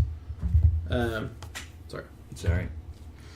I think, I guess I may not do another full set, but he would at least likely be a sub. Because they did nail most of his villains with that set. Like, I can't think of any, like, Hulk related characters they really missed. I think they should and will do a Shield/AIM or Shield/Hydra redo, because Avengers movie is probably going to get the axe. I think it will get. Actually, yeah, definitely. I think it probably will get cut. That might be the cutoff. So I think they do another, like I said, another Avengers set or Avengers/Shield set. But also, you got to think. Whenever we did our event for Iron Man, and I went through to look at how many Hydra and how many AIM there are, there's less than 20 options for either one in modern age, and actually I'd say for both of them there's like 15 or less options. Yeah, and with the loss of Hulk and all that, there will be with the loss of AVM, you're losing a ton. Yeah. I think that's most definitely of possible. And you're losing quite a few Shield pieces too when you cut I almost that wonder out. if we'll see another Cap set, basically. Well, we're already getting Winter Soldier, which is going to have a few Hydra in it. That's true. So, but I think there's no way we don't get a main Avengers or main Shield set. So, how many resources did we get this year? 2? Power plant? 3. Phoenix? Yeah, we kind of got 3. Oh, and the book, yeah. Because we got book and power plant, and then we got the start of the Phoenix. So, it's a given we're going to get some resources this year. What do you think we'll see? Actually, we kind of got 4, because on the end of at the end of No Man's Land, we got Penguin. Oh, yeah. Which was like January of 2013. I need to play that Penguin. I know, I do too. He's actually pretty legit. He's like pretty good. I saw him play the few, so he's pretty cool. Yeah, he's pretty cool. The cool thing about him is, even with the new rules, you can still assign him to a team base or to things like that. I really like the idea of the lanterns, by the way, with the different colors and everything. Did you look at the models of them and see that the bases have the slits for attaching things to them? Kind of like how the Cape Crusader has in the rocks. Really? Yeah. So something will attach to that base for sure. Huh. But I like the fact, I'm really hoping all the lanterns are fleshed out to where they're not like drastically different, to where it's like learning a new resource every time. I just kind of hope they keep the same general theme with maybe a different dial. Yeah, I have no idea how they're going to do it. I hope that they just each give different powers to your dudes, but I mean, there's no telling. Well, there's really no point in even speculating, because it's not going to be much longer before we get actual, solid info on them anyway. So what did our fans say on the Facebook page? Like, what did they want to see? There was a bajillion and 2 answers on here. I'll just pull up. First of all, our Reddit thread was like ridiculous. Are you serious? Our Reddit thread was crazy popular. I'll look on, let's see what most people said on Facebook and Twitter. Of course, this is one of those, like, the answer to this was just as different as freaking what clicks would you like made if you won freaking, one person said Jake said a gravity feed for Arrow. That's something that might potentially be made. I could see that. He has That's a pretty Because good Warner Brothers is really in with Wiz Kids and NEC. Bill said kind of what we were saying. A Forever Evil set would be awesome, because you'd get villains, you'd get Shazam, you get the Crime Syndicate, and then as LEs you could do like some of the heroes that need to be remade, like Flash. Someone had the nerve to say another Batman set. Avengers Initiative. You know what's going to be funny next year? We're going to be like, you know what would be good, guys? A Batman set. Well, someone on there said Avengers Initiative. Do they mean like the 50 state initiative where they have all those different? And see, that's why I would like a Civil War set like done really well, because there are all those side heroes. Like you see some of them in Scarlet Spider, the book. He runs into like the Texas Twisters or whatever. Like they're just like little side characters, but they're interesting and they'd be kind of cool because there's nowhere else you're really going to get them. Like they'd have to be an initiative set or nowhere. Our Reddit thread has 81 comments. Are you kidding me? Another person said an Arrow set, and quite a few people liked the idea of that. Another person says we're long overdue for a Fantastic Four set or Future Foundation. God, I'll freaking orgasm if we get Future Foundation. Will I get a Johnny Storm with worms in his chest? Another person saying a villain set or Justice League Dark, which is more mystical characters. Actually, I was thinking about it. The last Justice League set was... The Justice League 52 had almost all the JL guys in there. Although, we couldn't use a Frankenstein. I really want... an Agent of Shade. When was the last time we got Frank? We're getting Amethyst and Slosh. A Frankenstein of Sword? Yeah, There's only one for him, and he's ridiculously old. Really? Yeah, he's stupid old. So, in Justice League Dark, they pulled Frank and Amethyst or whatever over from their books into Justice League Dark for that short period of time. I wonder if, since we're getting Amethyst in the Slosh set, if we'll also get Frankenstein in there. I would kill for a Frankenstein. Dude, the Frankenstein in JL Dark was awesome. A lot of people are saying Flash and Wonder Woman like we thought. And a lot of people are... Godzilla set would be awesome. Another Flash. Suicide Squad. Suicide Squad would be another one I can see them doing. Honestly, what they need to just do is just do a new 52 set. And just hit all the DC characters that need to be made. Like Shazam and like Flash. They could do some crazy stuff like with Frank. Some of the books that got canceled too, like Resurrection Man. Well, like and like New 52 would be the equivalent of them doing a Deadpool set, where they can just throw whatever they need to throw in there, and it doesn't matter. They can do that with New 52, and whoever click, we're gonna need a new Animal Man and Swamp Thing both need to be remade in there too. Because Animal Man's already golden, and if Superman's going to be the first set cut, so then our Swamp Thing that we have is going to be golden as well. Mm-hmm. Hunter, I want to make a $5 bet that we see a Howard the Duck in Deadpool. Howard the Duck in Deadpool. All right, I'll bet you that right now. Handshake. Happening at $5 going on the desk right now. 9:18 p.m. Eastern on January the 4th. Five's on the desk. I say there will not be a Howard the Duck in the set. It's the perfect set to just throw him in there. And they just put the duo out. I think they'll do it. Here, you can keep the money in your pocket. Nope, I'll lose it. Right. I'll spend it on Heroclix. No, you won't. Speaking of bets, I lost a bet on the freaking Anderson Silva fight. It's not funny. It is hilarious. It's not hilarious. You cursed him. Did you eat your olives yet? Well, Aaron's not letting me back out. I have to eat the olives. He doesn't care about the fact that one of my favorite fighters of all time is done for life with fighting. I had two separate bets. One was with Phil. I said if Anderson Silva is coming into this fight and is actually trying 100%, there's no way in hell that Chris Weidman is going to beat him, let alone Jesus Christ himself reincarnated in MMA form. And I bet Phil like $15. And then I bet Aaron hates pickles. I hate olives. Last time that I lost a bet and had to eat olives, I puked him up. Oh my god! You even gave him a weighted bet for this one too. Yeah, I even said he only has to eat 2 pickles and I have to eat 5 olives. That's how sure I was. For those of you who've seen the Anderson Silva fight, it's been 2 weeks now. I feel like we can spoil it. He broke his leg in the most grotesque freak accident way possible in the second round of a pretty even first round. It turned into a floppy meat tube. First round he got taken down and he got hit really hard, but from the bottom he hit with so many elbows he busted Weidman's eye wide open. He was doing damage from the bottom.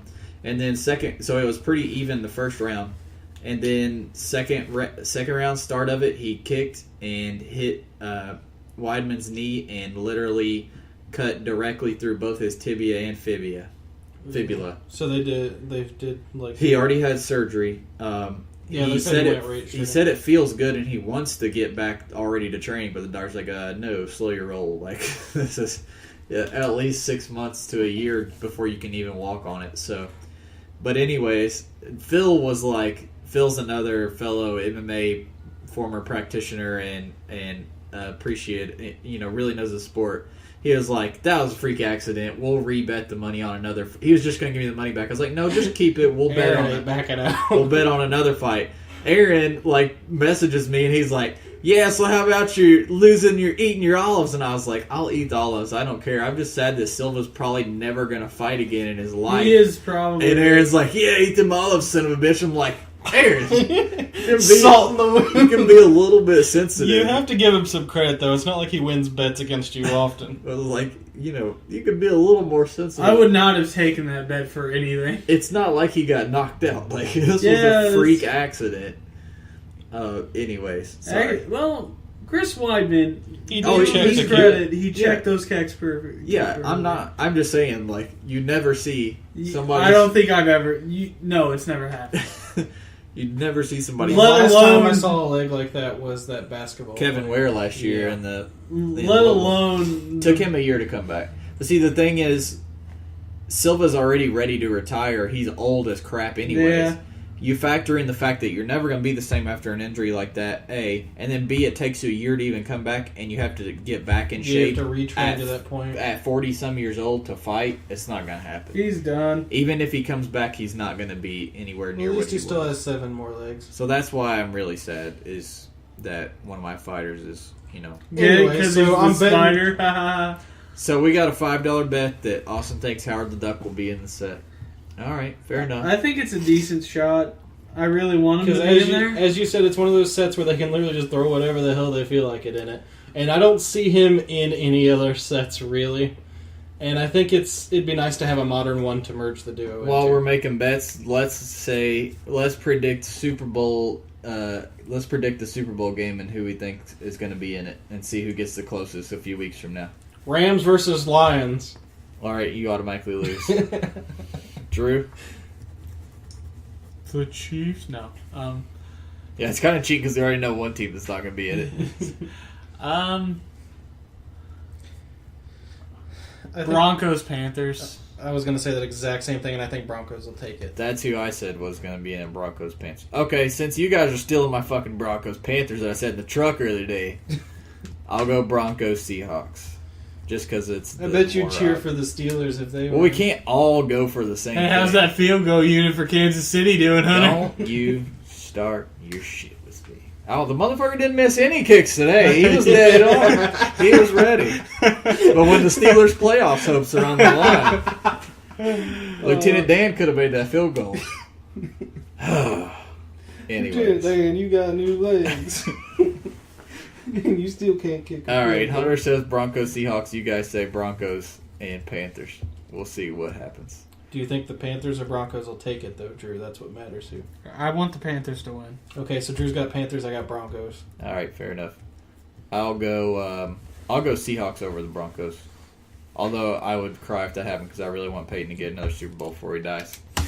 Okay. You act like he's going to die tomorrow. It's going to happen.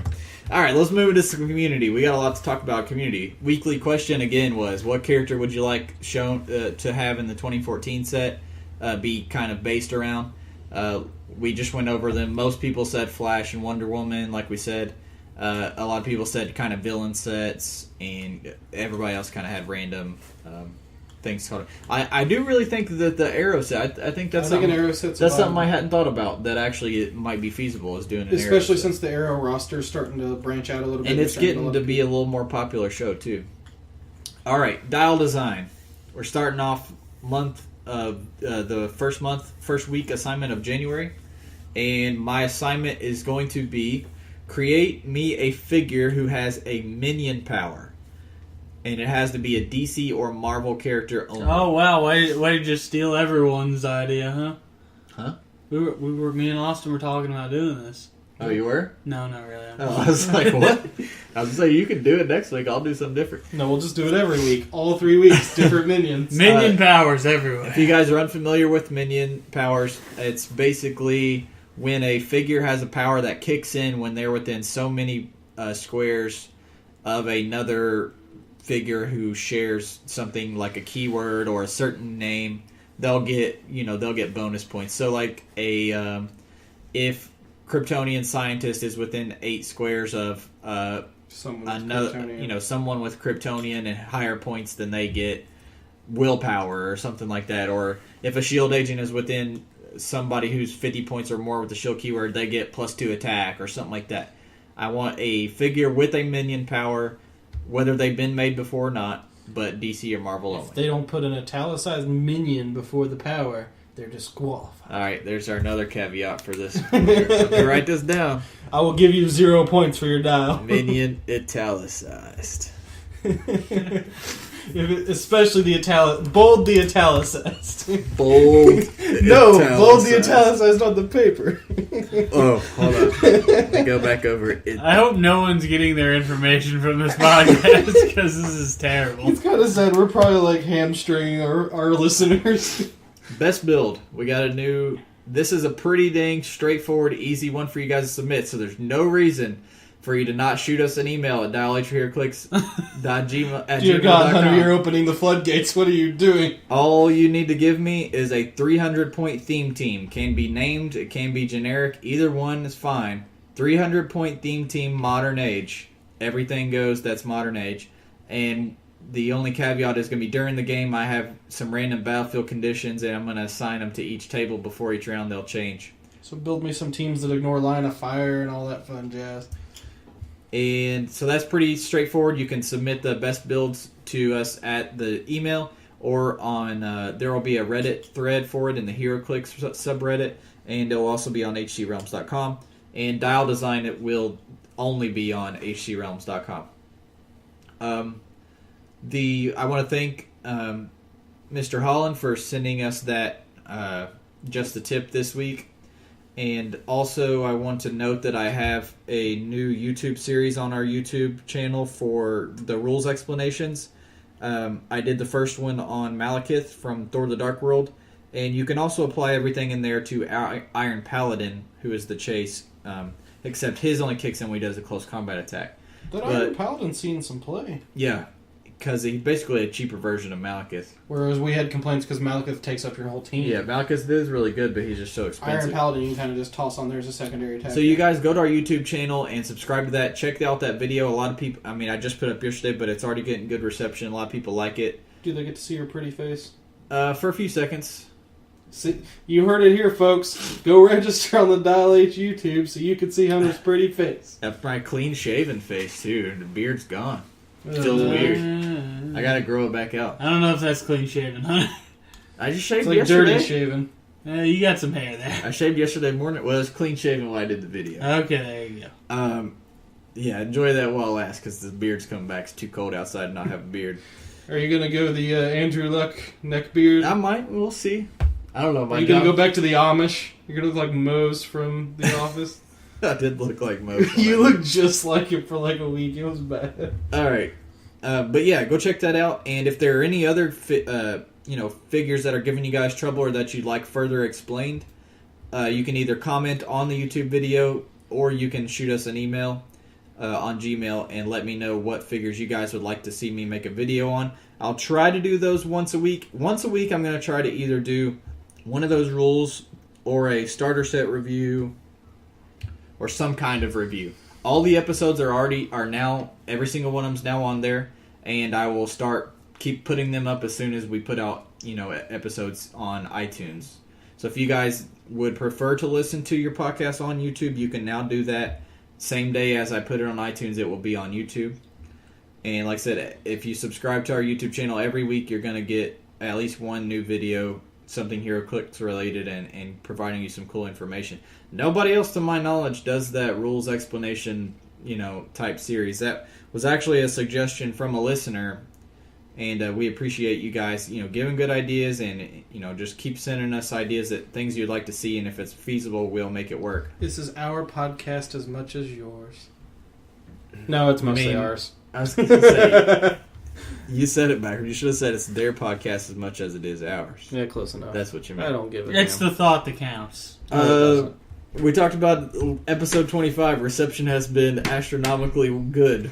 Everybody loved episode 25. I'm glad. I put a lot of work into. If you're listening to this one and haven't listened to 25, get your ass back there because you're screwing up the space-time continuum. So, go check out episode 25 if you haven't listened to that yet. So there's your best build. Now, best build, I have to have those because we are actually doing those on the 11th. So I need you guys to submit best builds to me, to our email, or to Reddit by, we will say, 5 minutes from now. By January the 9th, which is a Thursday. Try to get them to me by then, and then that night I'll be going through and getting our teams ready. We'll make our choices on our teams. And let's move into comics real quick. We're just going to talk about Guardians of the Galaxy, the new Marvel Now version, which is a book that we... Drew, have you gotten a chance to read it? I've read some of it. Okay. I love it. I think you guys agree. It's excellent. Yeah. Oh, yeah. The writing is by Brian Michael Bendis, who, if you read comics at all, especially Marvel Comics, you know the name. He's had several great books like Powers, Ultimate Spider-Man, which is the best comic series of all time. So he had some really good Daredevil back in the day. He wrote Secret War, House of M, Secret Invasion. Is he no Fractions writing Hawkeye? He's had several Avengers runs that were really good, especially in the early 2000s, like Mighty Avengers and Secret Avengers and stuff like that. Actually, no, he didn't write Secret Avengers. And see, I think we've talked about with Bendis before, certain characters he writes, he does really, really well. Guardians is a great book for him. Like, when I talked before about, like, writing Tony well, he does a really great version of Tony Stark. He's a good writer overall. The problem is sometimes he gets a little long in the tooth, in my opinion. I have no idea what that means. He kind of goes over too much dialogue and just goes over stuff too often. Okay.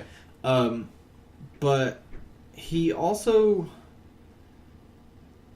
kind of, one thing he does, which I think this is kind of a Marvel thing in general, is, and I know it's good for new readers, but it really just annoys you if you are a frequent comics reader, is when they say the name of the person they're talking to too much. Yeah. Yes. Like, hey, Thor, blah, blah, blah, blah. Like, hey, it's just, Thor. It gets so old. Yes. Yes, Iron Man. I love you, Thor.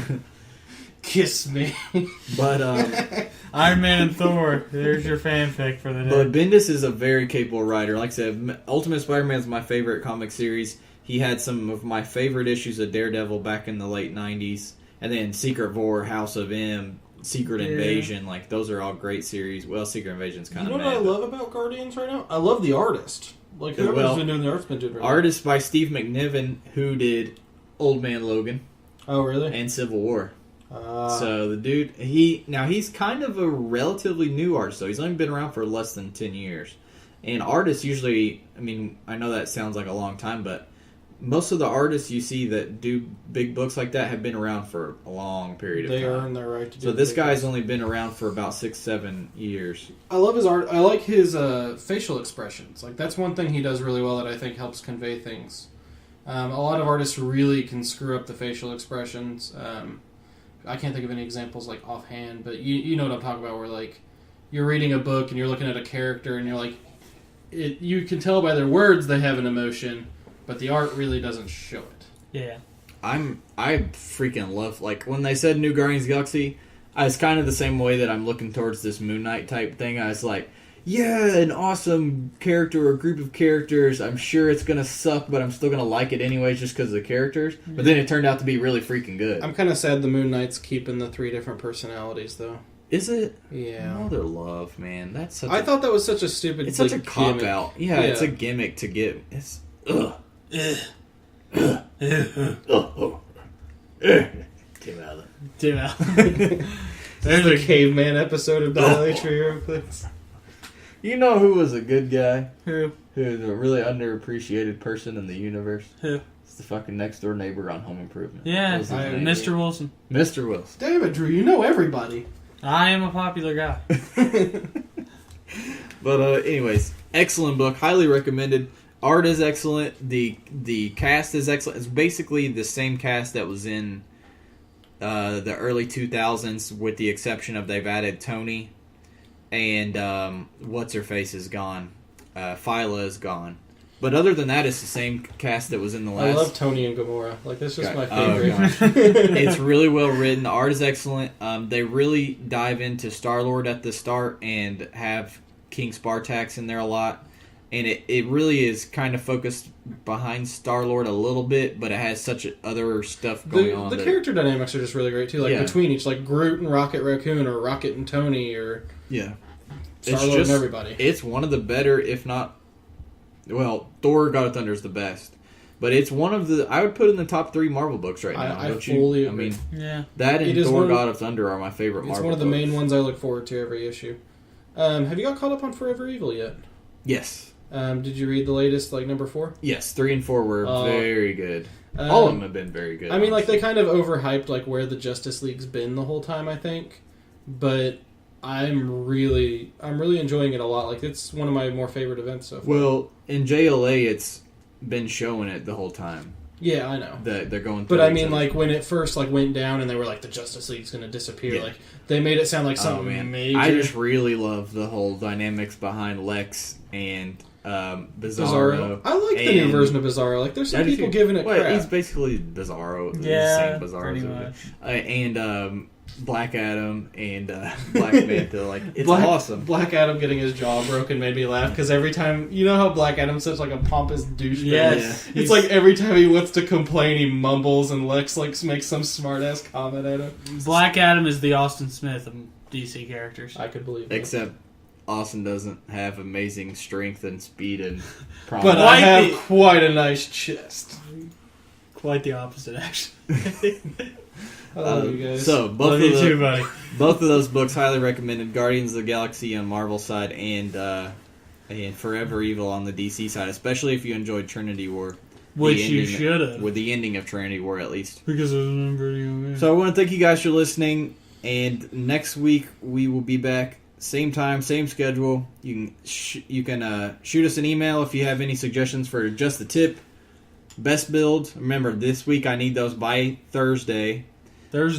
And dial design you will have until Saturday, which will be... You'll have until Saturday morning, the 11th. The 11th. Is there an echo in here? So yeah, get us those scores, and I'll post new threads on HC Realms for the dial design contest. Other than that, if you guys want to follow us on Facebook or Twitter, you can stay in constant contact with us.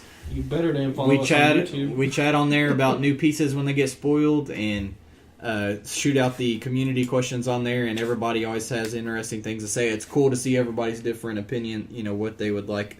All the 100 different followers we have on Facebook, it's cool to see everybody's different answers on these questions. And yes, follow us on YouTube, or subscribe to us on YouTube. It takes a long time, a lot of man hours to put those videos together, especially the rules one. It took a long time to really iron out all those details and stuff. So I don't mind putting in the work. I just appreciate if you guys watch, listen, and give me feedback on how we can make them better, or what you would like to see me do on those. I kind of would like to record some casual matches and put them up on there. We will eventually get...